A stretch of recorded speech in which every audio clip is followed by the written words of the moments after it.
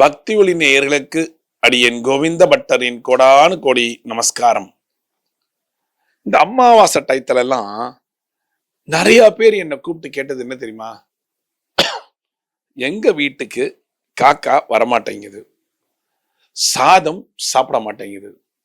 இன்னொரு கண்டென்ட் என்னன்னா, எங்க வீட்டுல நாங்க வாடகைக்கு குடியிருக்கோம், எங்க ஹவுஸ் ஓனர் இந்த மாதிரி எல்லாம் சாதம் எல்லாம் வைக்க கூடாது அப்படின்னு ரெஸ்ட்ரிக்ட் பண்றாங்க. இதனால எங்களுக்கு என்ன பண்றதுன்னு தெரியல. அமாவாசைக்கு காகத்துக்கு சாதம் வைக்காம நாங்கள் எப்படி சாப்பிடுவது அப்படின்னு ஒரு பெரிய கேள்விக்குரிய சொன்னாங்க.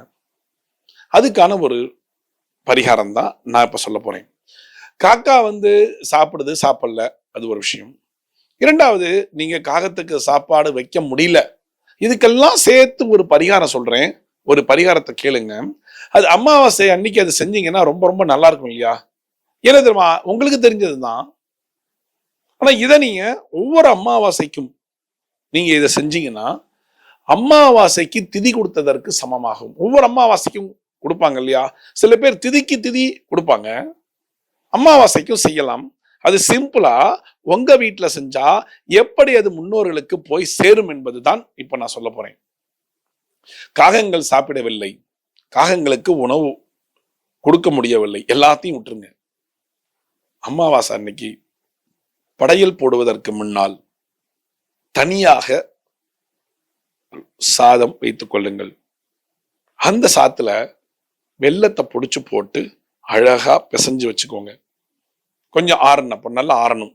ஆறணும்னு ஒரு கவலம் மாதிரி உருண்டை, யானைக்கு செய்வாங்கல்ல உருண்டை, அந்த மாதிரியான ஒரு உருண்டையை அழகா செஞ்சு வச்சுட்டு சுவாமி படத்துக்கு நெய்வேத்தியம் பண்ணிக்கோங்க. உங்க வீட்டில் இருக்கிற சுவாமி படத்துக்கு நெய்வேத்தியம் பண்ணிக்கோங்க. தண்ணி தெளிச்சு தூப தீபங்கள்லாம் காட்டி உங்க முன்னோர்களை நினைத்து, முன்னோர்கள் என்பது யார்? தெய்வமாக போயிருக்கிறார்கள் இல்லையா? அவங்க தெய்வத்துக்கு சமமானவர்கள். அப்ப அந்த முன்னோர்களை நினைத்து அந்த சுவாமிக்கு அந்த இதை நைவேத்தியம் பண்ணி, அந்த உருண்டையை படையல்னு சொல்லுவீங்க, அதை நைவேத்தியம் செய்து அதை அழகான ஒரு தட்டுல வைங்க. தட்டுல வச்சுட்டு நைவேத்தியம் செஞ்சு கீழே விழுந்து கும்பிட்டு முன்னோர்களை ஒரு நிமிஷம் தியானம் செய்யுங்கள். முன்னோர்களை ஒரே ஒரு நிமிடம் தியானம். யாரெல்லாம் முன்னோர்கள் உங்களுக்கு தெரியாது, அப்பாக்கு அப்பாக்கு அப்பா, அம்மாக்கு அம்மாக்கு அம்மாக்கு அம்மா, அவங்களெல்லாம் சேர்த்து அனைத்து முன்னோர்களுக்குமே நான் இந்த பிண்டத்தை சமர்ப்பிக்கிறேன்னு சொல்லிக்கோங்க. சொல்லிட்டு நேர அதை எடுத்துக்கோங்க. எடுத்துட்டு சர்வம் ஸ்ரீ கிருஷ்ணார்ப்பணம், எல்லாமே கிருஷ்ணனுக்கு தான் அர்ப்பணம். எல்லாமே நீங்க யாரா வேணாலும் இருங்க. எனக்கு நான் கோத்திரம் சிவகோத்திரம், நான் சிவனை தான் சேவிப்பேன். நான் நாராயண கோத்திரம், நான் நாராயண தான் சேவிப்பேன். நான் அந்த கோத்திரம், நான் இந்த கோத்திரம், எனக்கு சிவனை தான் பிடிக்கும். சிவனை பிடிக்குதோ பெருமாளை பிடிக்குதோ, அனைத்துக்குமே ஒரே ஒரு வார்த்தை என்ன தெரியுமா? சர்வம் ஸ்ரீ கிருஷ்ணார்ப்பணம். அது அந்தந்த தெய்வங்களுக்கும் அந்தந்த பித்ருக்களுக்கும் போய் சேர வேண்டியதுன்னு அர்த்தம்.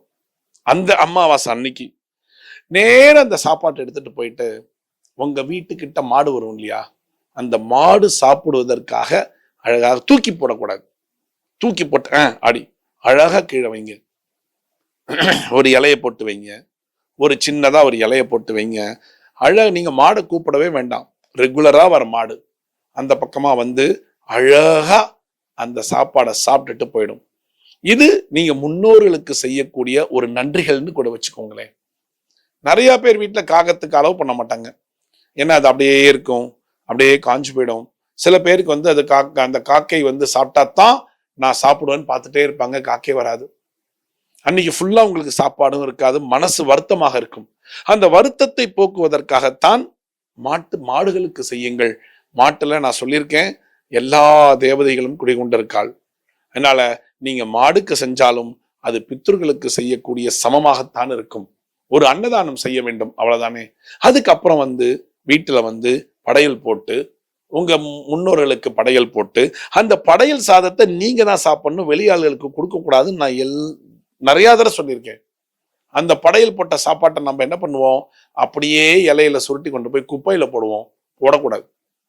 அந்த படையல், ஏன்னா பிரசாதம்னு சொல்லுவாங்க இல்லையா, ஒரு சுவாமிக்கு நைவேத்தியம் பண்ண சாப்பாடை நீங்க கொஞ்சம் சாப்பிட்டீங்கன்னா அது பிரசாதம். அதே மாதிரிதான் முன்னோர்களுக்கு படைத்த பொருளை நீங்க சாப்பிடணுமே தவிர அடுத்த வீட்டுகளுக்கு கொடுக்க கூடாது. நீங்க அதை சாப்பிட்டீங்கன்னா அது முன்னோர்களுக்கு செய்யப்பட்ட பிரசாதமாகத்தான் நீங்கள் அதை எடுத்துக்கொள்ள வேண்டும். அப்பதான் அவங்களுடைய கடாட்சம் உங்களுக்கு இருக்குன்னு அர்த்தம். ரைட்டுங்களா? அப்ப என்ன பண்ணோம்?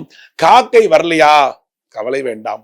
காகம் வரல, எங்க ஓனர் காகத்துக்கு வைக்க கூடாது, ரொம்ப ரெஸ்ட்ரிக்ட் பண்றாரு அப்படின்னு நினைச்சீங்கன்னா இந்த பரிகாரத்தை நீங்க செஞ்சீங்கன்னா அவ்வளவு பலன் உங்களுக்கு கிடைக்கும்.